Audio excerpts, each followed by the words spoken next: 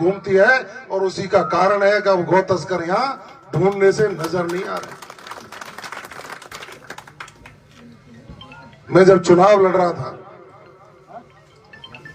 तो सीकरी के सारे व्यापारी जो फर्नीचर का काम करते हैं, उन्होंने एक छत पर बैठा करके मेरे को कहा कि साहब यहाँ एक बहुत बड़ा स्कैंडल चल रहा है, लोगों को ठगने का काम वो लोग कर रहे हैं,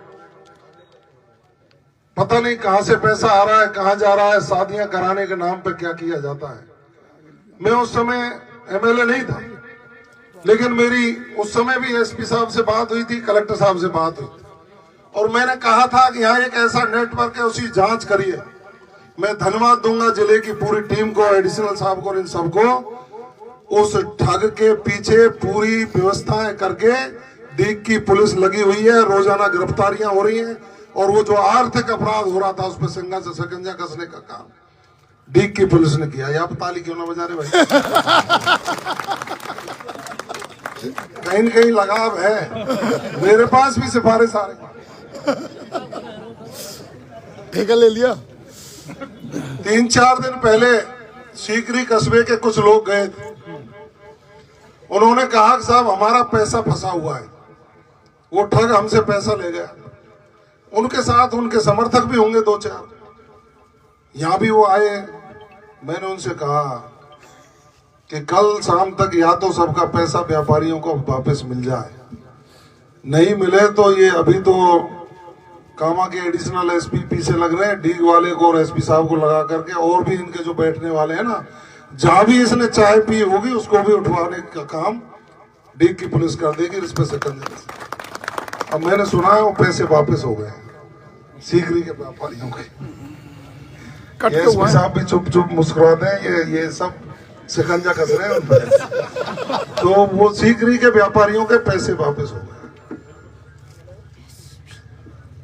कुल मिलाकर के राजस्थान के मुख्यमंत्री जी के नेतृत्व में हम एक सुनहरा राजस्थान बनाने का काम करेंगे, और आप सबको मैं विश्वास दे रहा हूं कि आप लोग कतई बदमाशों से मत डरिए। आपको कोई भी गलत काम करने वाला व्यक्ति नजर आए, कोई भी गलत काम करे, तो पुलिस के अधिकारियों को, पुलिस के एसपी साहब को, और उनको नहीं तो फिर मेरे को फोन करिए, मैसेज करिए। उनका स्थान सलाखों के पीछे था, सलाखों के पीछे रहेगा। भ्रष्टाचार मुक्त राजस्थान हो। हमने पुलिस के अधिकारियों को भी सख्त निर्देश दिए कि अमूमन शिकायत आती है ओवरलोडिंग से पैसा वसूल करने की। पिछले कार्यकाल में बहुत शिकायतें आती थी, और भी कई कामों की शिकायत आती थी। ये भी शिकायत आती थी श्रीमान, जो गौ तस्करों को संरक्षण देते थे उनका बंटवारा भी कई नेताओं के पास होता था। लेकिन हमने कहा है किसी भी व्यक्ति को, किसी भी अधिकारी, कर्मचारी, किसी भी जनप्रतिनिधि कहीं भी रिश्वत का 1 पैसा देने की आवश्यकता नहीं है। आप पे कोई पैसा मांगे तो अपने बेटे को याद कर लेना, उसका इलाज करने का काम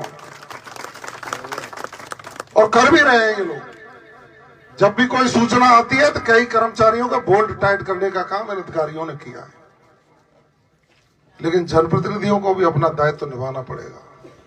कुछ हमारे लोग जो विराजे हैं उनको भी थोड़ा सा सोचना पड़ेगा। कई बार मेरे कान में आवाज आती है, साहब यार दहले की सुरजुआ दे। बिल्कुल नहीं। अन्याय अत्याचार करने वाला व्यक्ति किसी भी धर्म, किसी भी जाति का हो, उसको किसी भी कीमत पर माफ नहीं किया जाएगा। कितना भी बड़ा व्यक्ति हो, उसके खिलाफ कार्रवाई निश्चित रूप से करवाई जाएगी। इसलिए आज धन्यवाद दो माननीय नरेंद्र मोदी जी को और माननीय मुख्यमंत्री जी को कि उन्होंने आपकी आवाज को सुना